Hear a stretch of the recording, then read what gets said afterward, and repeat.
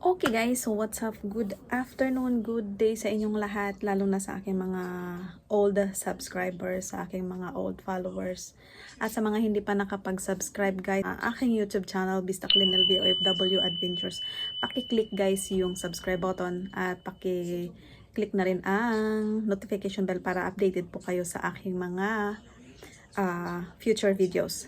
So ngayon guys, mag-update lang ako sa aking YouTube channel kasi medyo matagal-tagal na rin hindi ako nakapag-upload kasi sobrang busy.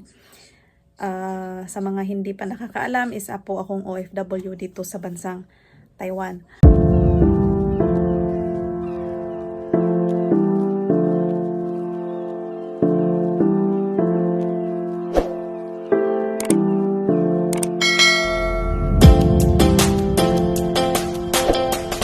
So ngayon guys, maraming nagtatanong, maraming nag-message sa akin, maraming nagsisend ng message dahil nagsasabi kasi nga andito na sa Taiwan din yung aking dalawang anak.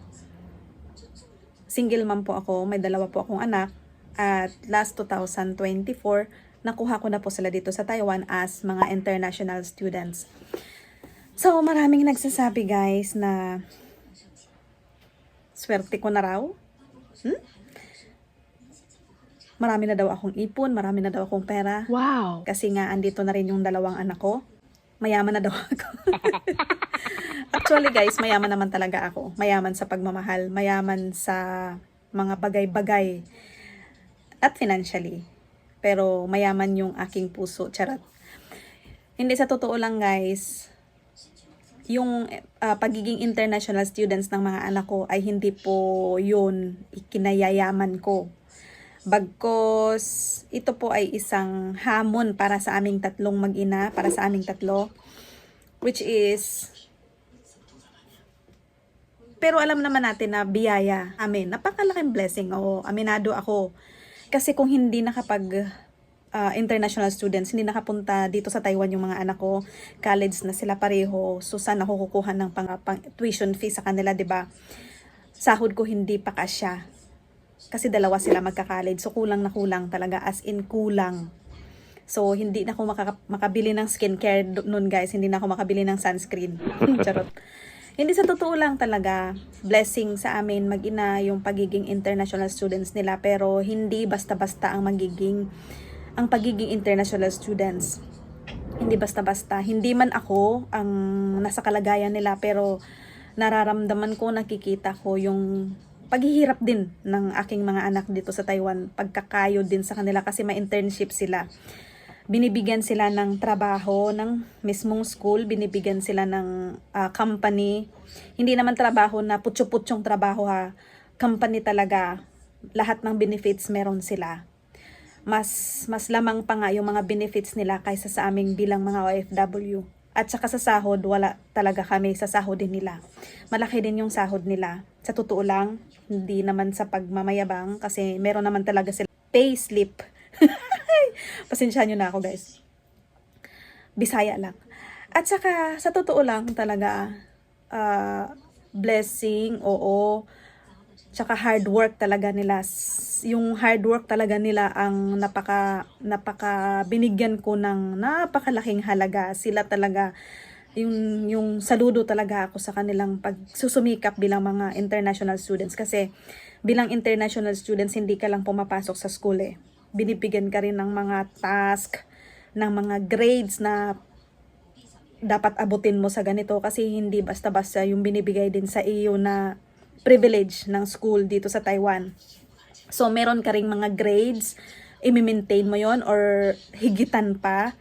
At saka, pagdating naman sa ang barrier talaga ng language, doon talaga napakahirap din talaga kahit ako almost 1 decade na ako dito sa Taiwan ha, pero hindi ako bihasa sa pagsalita ng Mandarin.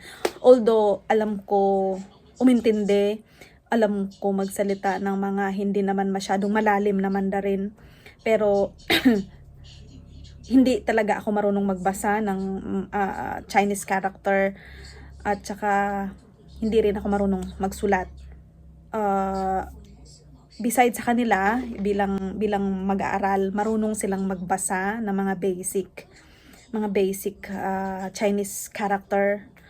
Marunong din silang magsulat, lalo na sa kanilang pangalan, at saka nare-recognize nila yung mga letter ng Mandarin.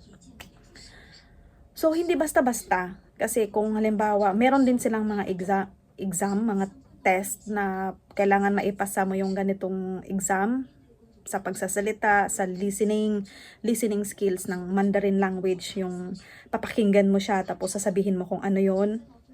Hindi basta-basta ha. Hindi basta-basta. Nakaka-pressure. Oo, nakaka-pressure din sa kanila. Ramdam ko rin. At saka, pagdating sa trabaho, after ng klase, pupunta ka pa sa part-time kasi bibigyan sila ng part-time. Hindi rin basta-basta. Nakakaawa, sa awa talaga ang isang international students. Pero, kung ang isang bata ay alam ang pagpupursige at pagpapahalaga, malalagpasan eh. Oo, malalagpasan kasi ang dami talagang privilege para sa kanila. Tapos after ng pag-aaral nila dito sa sa Taiwan, kung gagraduate na sila, may maganda na silang trabaho at saka mga ilang years na bubunuin nila, magiging resident sila dito kasi ang hawak nilang visa dito sa pagpunta nila dito sa Taiwan, ang hawak nilang visa is resident visa. Hindi katulad sa amin na mga OFW, ako dito sa Taiwan, is working visa ang hawak ko, hindi resident visa. So, pwede naman kami ditong, pwede kami ditong mag-resident pero marami pang taon ang bubunuin at saka meron din mga exam. So, mahirap din. So, whereas sa kanila, kasi estudyante talaga yung pagpinunta nila dito, tapos bibigyan na lang sila ng trabaho kasi tulong yun ng gobyernong Taiwan para sa mga foreign students na pumunta dito sa Taiwan, vice versa. Pagkatapos nilang mag-aral, tutulungan nila ang gobyerno dito sa Taiwan, dito sila mag-work. Then, ang Taiwan din gobyerno, yun, nakakabigay din ng tulong sa mga foreign students. Parang vice versa yung tulong sa isa't isa. So, doon sa mga nagme-message sa akin, na mga nagsasabing, mayaman na daw ako, harinawa. Harinawa, di ba? So, pero hindi naman ako, aminado ako na talagang napakalaking tulong sa akin bilang nanay, bilang nagsusuporta, na nababawasan konti yung talagang, hindi naman konti, nababawasan ng malaki talaga yung parang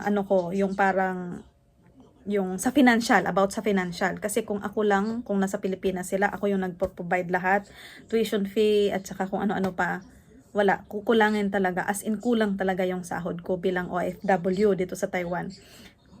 Pero medyo malaki naman yung sahod, pero dalawa sila eh, tapos college pa. Saan ako kukuha ng iba pang ano? So, ang monthly sahod ko kulang pa sa kanilang dalawa.